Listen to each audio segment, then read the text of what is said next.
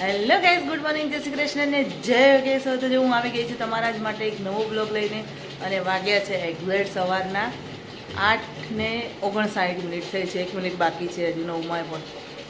તો જો અહીંયા ચા નાસ્તાની શરૂઆત થઈ ગઈ છે. જય શ્રી કૃષ્ણ. જય શ્રી કૃષ્ણ.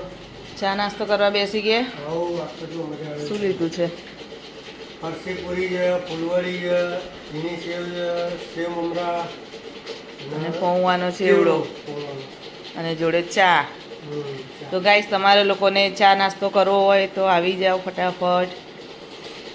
બોલો, કેવી રહે છે ગરાગી દુકાને? અત્યારે બધી દુકાનો હા, બધી જ બંધ છે આખા પટ્ટામાં, એટલા માટે.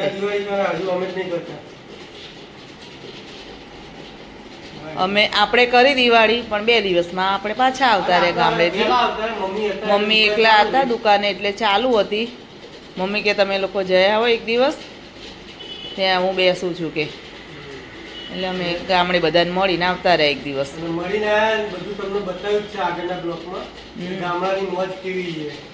ગામડે તો મજા આવે.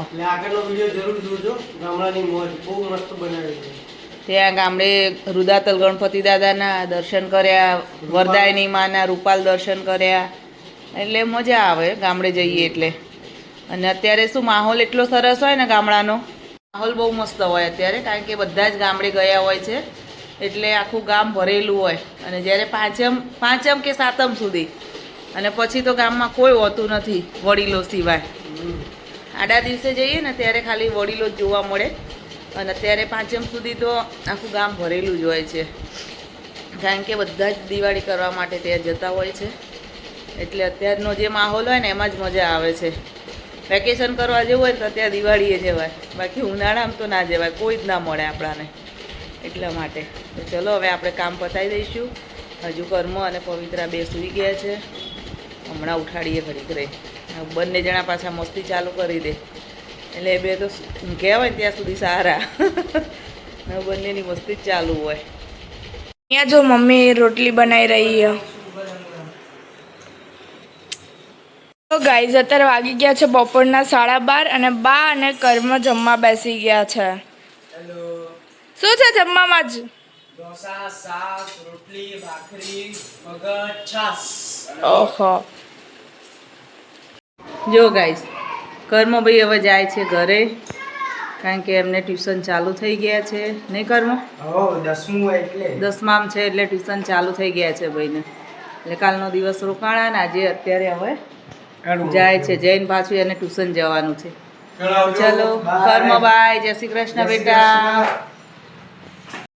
જો ગાઈસ, પવિત્રા બેસી ગઈ છે લેસન કરવા દિવાળીનું, અને દિવાળી ગૃહ કાર્ય તો કરવું જ પડે. હવે ફરીને આવી ગયા છે બેન ગામડેથી. હું બતાવું તમને કે કેટલું હોમવર્ક આપ્યું છે. પવિત્રા, બોલો, કેટલું હોમવર્ક છે? ચાલુ જ કર્યું હવે ચાલુ કર્યું? ગામડે ફરીને આવી ગયા નહીં? કેવી મજા આવે ગામડે? અલગ અલગ ગામડા જોવા મળ્યા નહીં? પહેલી વાર જાકાસણા તો જઈને મજા આવે પણ ગામડે. હા, તો ગામડે તો મજા આવે. અને હજુ કોનું દિવાળી હોમવર્ક લખાઈ ગયું છે તે નીચે કોમેન્ટ કરજો. અને હજુ પવિત્રાને આ હોમવર્ક પતાવીને પાછું વેકેશન કરવા જવાનું છે, એટલે બેન બેસી ગયા છે હોમવર્ક કરવા. શું કેવું? હજુ દાદાને ઘરે બાકી છે એમને જવાનું. ના, તો નાનાના ઘરે જવાનું. એટલે હવે માસીના જોડે જશે, માસીને બંને. એટલે હોમવર્ક કે પતાવી દઉં ને જેટલું પતે ત્યાં સુધી. ત્યાં જઈને કરવું ના પડે ને, ટીચકુડા રમાડવા થાય નહીં? રેયાન્સ. પણ આપણે તો ટીચકુડો જ કહીએ ને એને. ટીચકુડાને રમાડવા થાય. એટલે હોમવર્ક પતાવી દેવાનું. સારું, તો પતાવો તા શાંતિથી. ચલો. હેલો ગાઈઝ, જો અત્યારે વાગી ગયા છે રાતના 8, અને મમ્મી જમવા બેસી ગઈ છે. શું છે જમવામાં? આજ જમવામાં આજે ગામડાનું. શું ગામડાનું? પણ સેવ ડુંગળીનું શાક બનાવ્યું છે. જો અને બાજરીના રોટલા. આ સેવ ડુંગળીનું શાક ખાવાની બહુ મજા આવે. અને એમાં જે આ સેવ આવે છે ને એ પિસ્તોલ ગામડેથી લાવીને અત્યારે હવે શિયાળો આવે ને એટલે સેવ ડુંગળીનું શાક ને રોટલા ખાવાની બહુ મજા આવે.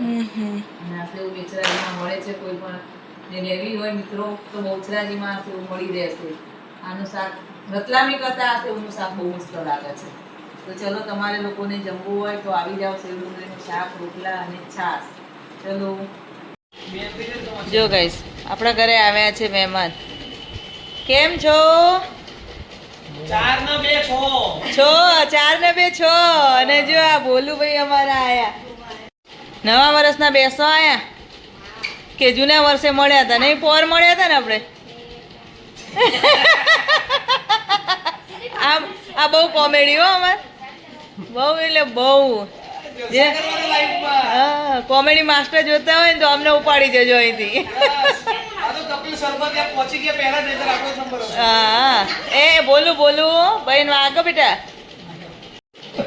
ટીચકુ આ ટીચકુ ભાઈ એમાં ડાન્સનો બહુ શોખ નહીં? ખાઈને જો આ છે મારી બેન નાની અને આ છે અમારા જીજાજી. આ એમના ભાણા ભાઈ મોટા અને પેલા ટીચકુ ભાઈ નાના છે. જો ફર જ કરશે ટીચકુ ભાઈ તો બધે. બોલું હાય કરતો.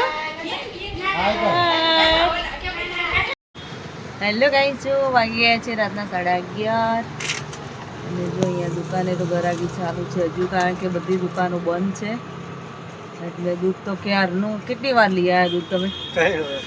3 વાર. સવારમાં તો લાવીએ છીએ ને તો એ પછી 3 વાર દૂધ લઈ આવ્યા. દૂધના ગરાગો કારણ કે પાછળ બધી દુકાનો બંધ છે એટલે દૂધવાળા બહુ દોડાવે નહીં? દૂધવાળા બહુ દોડાવે છે. તો ચલો હું અહીંયા મારા બ્લોગને એન્ડ કરું છું. જો તમને મારો બ્લોગ જોવો ગમે તો લાઈક શેર અને સબસ્ક્રાઈબ જરૂરથી કરજો. તો ચલો મળીએ હવે કાલ નવા બ્લોગ સાથે. તો ત્યાં સુધી બાય બાય, જય શ્રી કૃષ્ણ ને ગુડ નાઇટ બધાને.